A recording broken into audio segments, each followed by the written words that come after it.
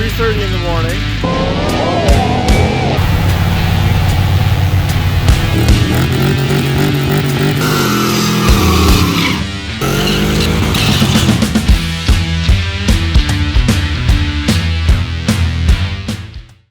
Okay, so if you saw my last video, had some issues with the 40 at the track.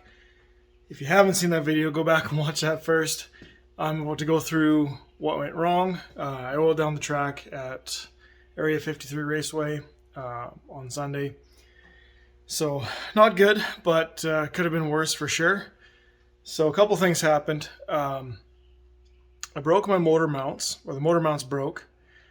That caused the engine to torque over.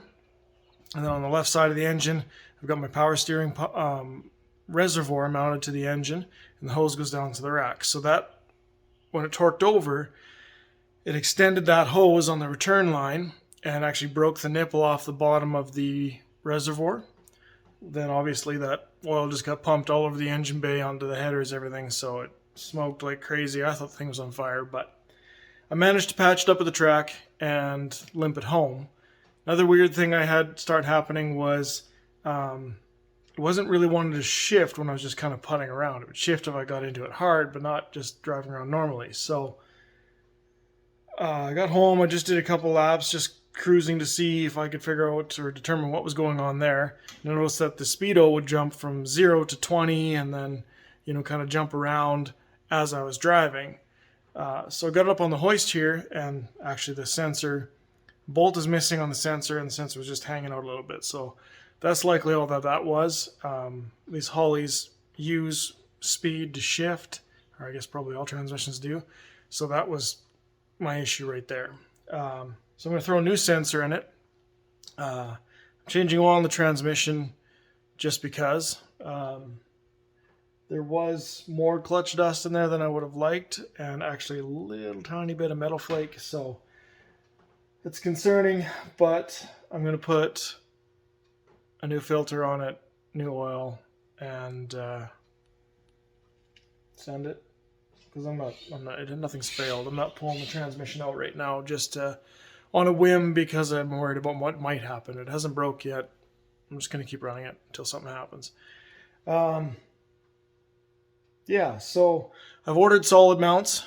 They're not here yet, but anyway, today I'm going to get that oil changed on the transmission. I want to get that reservoir out. I'm going to make an aluminum one to replace it, mount it better in a better location so that won't happen again. And yeah, get my new speed sensor mounted in there.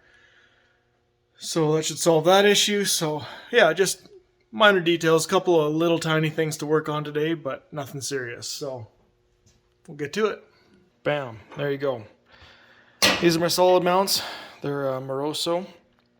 Not sponsored. They're just a factory or a direct replacement for the factory rubber ones that would come in like a small block 350. And when I was crawling around underneath the truck, I also noticed, if I come over here, my sway bar is not connected on either side. So obviously I forgot to tighten that hardware, and it's laying on the highway somewhere or in someone's tires. So I apologize for that, but got some new ones of those. So I'll put those in and get that fixed up as well while I'm under here. Well, I didn't film the process, but only took a couple of minutes. The sway bar hardware is in, tightened down, so looking much better there. Alright, so I got my little bottle jack. I'm just kind of jacking up on the pan here and just trying to see how badly those motor mounts are separated. It's also going to be really fun to pull these things out of here without taking 3/4 of the truck apart. Well, that actually wasn't half as bad as I thought it would be, but I'm definitely thinking that this motor mount's done. That's what you call foobar. Yeah.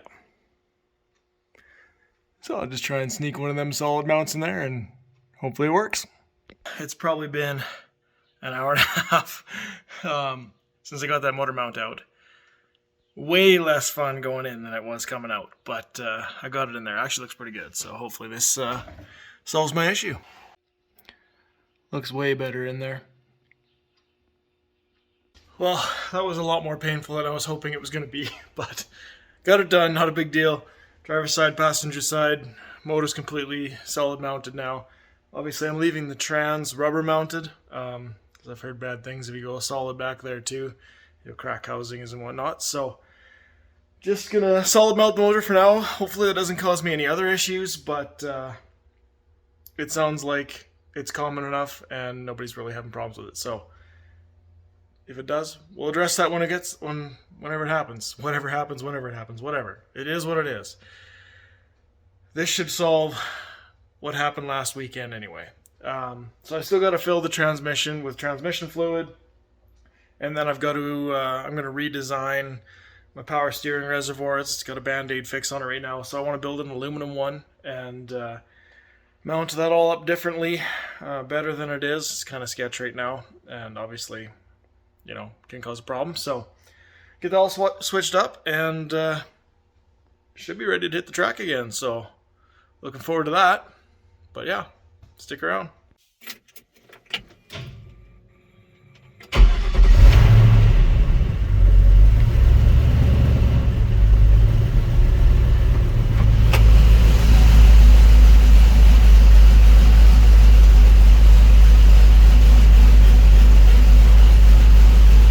Definitely feel the engine more. Truck vibrates a bit more, but not as bad as I thought it would be actually.